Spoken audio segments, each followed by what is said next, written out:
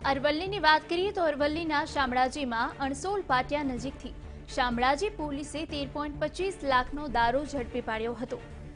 ટ્રકમાં પ્લાસ્ટિકની આડમાં દારૂ સંતાડીને લાવવામાં આવતો હતો।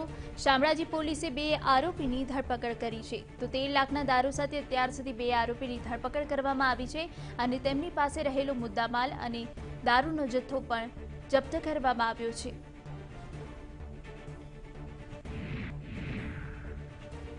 સુરતની વાત કરીએ તો સુરત મહાનગરપાલિકાની દાદાગીરી સામે આવી છે। પાલિકાના દબાણ ખાતાના મજૂરો અને શાકભાજી વેચવાવાળા વચ્ચે ઝપાઝપીના દ્રશ્યો સામે આવ્યા હતા અને વિડીયો પણ વાયરલ થયો હતો। હજુ પણ શાકભાજી વિક્રેતાને નથી મળતી પોતાની જગ્યા। પાલિકાએ એક અઠવાડિયામાં 4 લારી જમા કરાવી છે અને આ તમામ જગ્યાઓ પર આ જ સ્થિતિ જોવા મળી રહી છે। દબાણ હટાવતા હવે ઘર્ષણ જેવો માહોલ છે। ન પાલિકા સમજવા તૈયાર છે ન તો શાકભાજી વિક્રેતાઓ।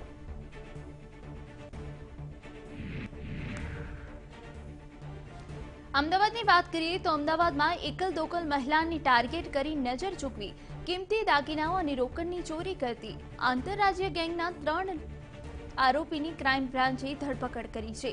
ત્રણેય આરોપીઓ પાસે ચોરીના દાગીના અને રોકડ સહિત 2,94,000નો મુદ્દામાલ અત્યાર સુધી કબજે કરી લેવામાં આવ્યો છે તો મહિલાઓને ટાર્ગેટ કરતી આખરે આ ટોળકી પકડાઈ ગઈ છે। ચોરી કરતી આ ગેંગને ઝડપીને એક મોટી સફળતા પ્રાપ્ત થઈ છે જે થોડા દિવસે મહિલાઓને ટાર્ગેટ બનાવતી હતી અને સોના ચાંદીના ઘરેણાં પડાવતી હતી।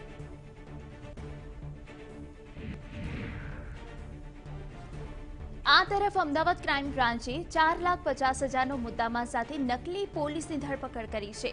પૂછપરછમાં 5 ગુનાઓ ઉકેલાયો ભેદ।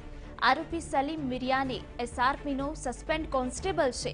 આરોપી હોટલની બહાર નીકળતા કપલ પાસેથી રૂપિયા પડાવતો હતો અને આખરે આ નકલી પોલીસની ધરપકડ કરવામાં આવી છે જેને અનેક હોટલની બહારથી નીકળતા કપલ પાસે લાખોના રૂપિયા પડાવ્યા હતા।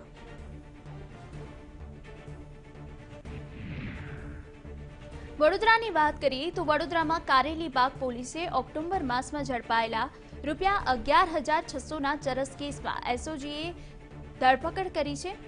પાણીગેટમાં રહેતા વોન્ટેડ આરોપી અલ્તાફ ઉર્ફે બોડી શેખની એસઓજીએ ધરપકડ કરી છે તો આખરે આ નાસ્તો ફરતો વોન્ટેડ આરોપી પોલીસ પકડમાં આવી ગયો છે।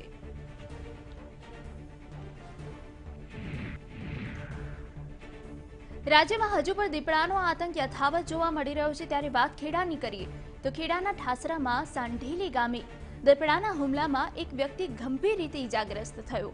હુમલા બાદ દીપડો જીભઈના મુવાડા પાસેની ભેખડમાં ભાગી ગયો હતો પરંતુ ગ્રામજનોને આ હુમલા પછી અનેક વ્યક્તિ ઘાયલ થતા ઘણો ભયભીતનો માહોલ ફેલાઈ ગયો હતો પરંતુ ઠાસરા પોલીસ અને વન વિભાગના અધિકારીઓએ ઘટના સ્થળે પહોંચીને દીપડાને પકડવાની હાલ તો કવાયત હાથ ધરી છે તો રાજ્યમાં હાલ તો દીપડાના હુમલાના પણ એક પછી એક ઘટનાઓમાં વધારો જોવા મળી રહ્યો છે। સુરેન્દ્રનગરની વાત કરીએ તો સુરેન્દ્રનગરના સાયલા લીંબડી હાઈવે પરથી ખાણ ખનીજ વિભાગ તેમજ મામલતદારની ટીમે ગેરકાયદેસર ખનીજ ચોરી ઝડપી પાડી છે। ગેરકાયદેસર ઓવરલોડ કાર્બોસેલ ભરેલ ટ્રક સહિત કુલ રૂપિયા 20,07,000નો મુદ્દામાલ જપ્ત કરવામાં આવ્યો છે તો ગેરકાયદેસર ખનીજ ચોરી ઝડપાઈ ગઈ છે અને લાખોનો મુદ્દામાલ જપ્ત કરવામાં આવ્યો છે।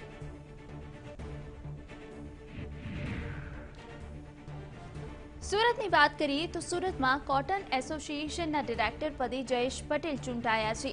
સૌથી મોટા કોટન ઇન્ડસ્ટ્રીઝમાં જયેશ પટેલને પ્રતિનિધિત્વ અપાયું છે। કોટન એસોસિએશન ઓફ ઇન્ડિયામાં કોઓપરેટિવ માર્કેટિંગ સોસાયટીમાં તેમને મહત્વની જવાબદારી સોંપવામાં આવી છે।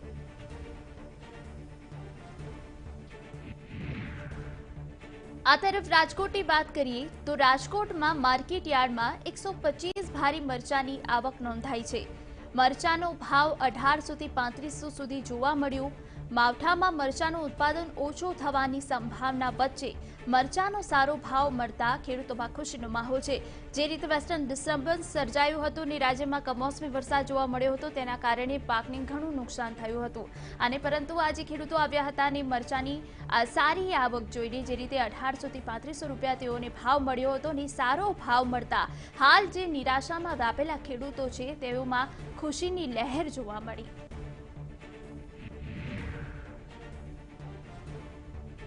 વેસ્ટર્ન ડિસ્ટર્બન્સ બાદ હવે રાજ્યમાં ઠંડીનું પ્રમાણ ધીરે ધીરે વધી રહ્યું છે અને હવે સતત પણ ઠંડીનું પ્રમાણ સામે આવી રહ્યું છે। ત્યારે છેલ્લા 24 કલાકના તાપમાનના પારાની જો વાત કરવામાં આવે તો 2 ડિગ્રી સુધી ગગડ્યો છે। રાજ્યના 10 શહેરોમાંથી ઠંડીનો પારો 13 ડિગ્રીથી નીચે જોવા મળ્યો છે। વાત કરીએ અમદાવાદની તો અમદાવાદનું તાપમાન 14.1 ડિગ્રી નોંધાયું છે। વેસ્ટર્ન ડિસ્ટર્બન્સના કારણે જે કમોસમી વરસાદ થયો અને તે બાદ હવે ઠંડીના પ્રમાણમાં વધારો જોવા મળી રહ્યો છે અને આશંકા હવામાન વિભાગે એવી પણ આગાહી કરી છે કે આવનારા દિવસોમાં ઠંડીનું પ્રમાણ હજુ પણ વધારે વધશે।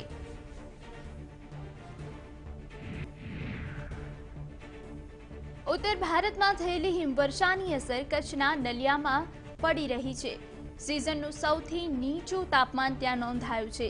નલિયાનું આજે તાપમાન 2.5 ડિગ્રી નોંધાયું તો કંડલાનો પારો પણ સિંગલ ડિજિટમાં 9 ડિગ્રીએ પહોંચી ગયો છે, જ્યારે ભુજનું તાપમાન ઘટીને 10 ડિગ્રી નોંધાયું છે। એટલે કે જો વાત કરવામાં આવે તો સમગ્ર રાજ્યમાં ઉત્તર ભારતમાં જે ભારે હિમવર્ષા થઈ છે તેના કારણે હવે રાજ્યમાં ઠંડીનો પારો જે છે વધુ જોવા મળી રહ્યો છે અને એક પછી એક હવે પારો ગગડી રહ્યો છે।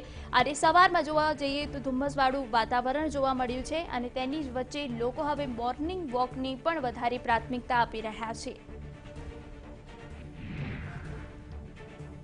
આ તરફ માઉન્ટ આબુમાં પણ કાતિલ ઠંડીનો પ્રહાર જોવા મળી રહ્યો છે। તાપમાન -2 ડિગ્રી થતાં મેદાની વિસ્તારોમાં બરફ ચાદર પથરાઈ ગઈ છે। સ્થાનિક લોકો ઠંડીથી બચવા તાપણાનો સહારો લઈ રહ્યા છે। જો આટલું જે છે ડિગ્રી જે ઘટી ગઈ છે અને કાતિલ ઠંડી પડી રહી છે તેના કારણે બરફની ચાદર છવાઈ ગઈ છે અને ગાડીઓ અને કારો ઉપર પણ બરફની ચાદર પથરાયેલી જોવા મળી રહી છે। નર્મદા જિલ્લાની વાત કરીએ તો નર્મદા જિલ્લાના રાજપીપળા શહેરમાં ફરી ગાઢ ધુમ્મસવાળું વાતાવરણ છવાઈ ગયું હતું। સવારે મોર્નિંગ વોક કરવા નીકળેલા લોકોએ ધુમ્મસની મજા માણી હતી। તો જણાવી દઈએ કે હવે રાજ્યમાં ધીરે ધીરે ઠંડીનું પ્રમાણ વધી રહ્યું છે, તેના કારણે વહેલી સવારે ગાઢ ધુમ્મસ છવાઈ જાય છે, જેના કારણે મોર્નિંગ વોક માટે નીકળેલા લોકો તેની મજા માણતા જોવા મળે છે। પંચમહાલની વાત કરીએ તો પંચમહાલમાં ઘોગંબા તાલુકામાં દીપડાનો આતંક હજુ પણ યથાવત જોવા મળી રહ્યો છે। જંબુવાણિયા ગામની દીપડાએ 45 વર્ષીય વ્યક્તિ પર હુમલો કર્યો। ઘાયલ વ્યક્તિને સારવાર માટે હોસ્પિટલ ખસેડવામાં આવ્યો। દીપડો પકડવા માટે સ્થાનિકોએ કરી વન વિભાગની રજૂઆત અને તે બાદ વન વિભાગ દ્વારા ઘટના સ્થળે પહોંચીને આગળની કાર્યવાહી આરંભવામાં આવી હતી। જૂનાગઢમાં ગીરના જંગલમાં સિંહથી બચવા દીપડો વૃક્ષ પર ચડી ગયો હતો તેવા દ્રશ્યો સામે આવ્યા। એક વિડીયો વાયરલ થયો છે કે જેમાં વાત કરવામાં આવે તો આ જૂનાગઢના ગીરનો વિડીયો છે કે જ્યાં જંગલમાં સિંહથી બચવા દીપડો વૃક્ષ પર ચડી ગયો। સિંહથી બચવા દીપડો વૃક્ષ પરથી છલાંગ મારી ભાગી છૂટ્યો હતો। સિંહ અને દીપડા વચ્ચેના ઘર્ષણનો આ વિડીયો સોશિયલ મીડિયા પર વાયરલ થયો છે। સાસણ ગીરના દેવા ડુંગર વિસ્તારનો હોવાનું હાલ તો અનુમાન છે। તો ગીર પંથકમાં વધુ એક સિંહનો વિડીયો વાયરલ થયો છે। ખેતરમાં ડુંગળીના પાકને પાણી પીવડાવવા ગયેલા ખેડૂત પર સિંહે 2 વખત હુમલો કર્યાનો પ્રયાસ છે। હાલ તો આ ગીર પંથકમાં સાવજ જરૂરથી જોવા મળી રહ્યા છે, પરંતુ આ હુમલાના પગલે સ્થાનિકોમાં ભયનો માહોલ ફેલાયો છે।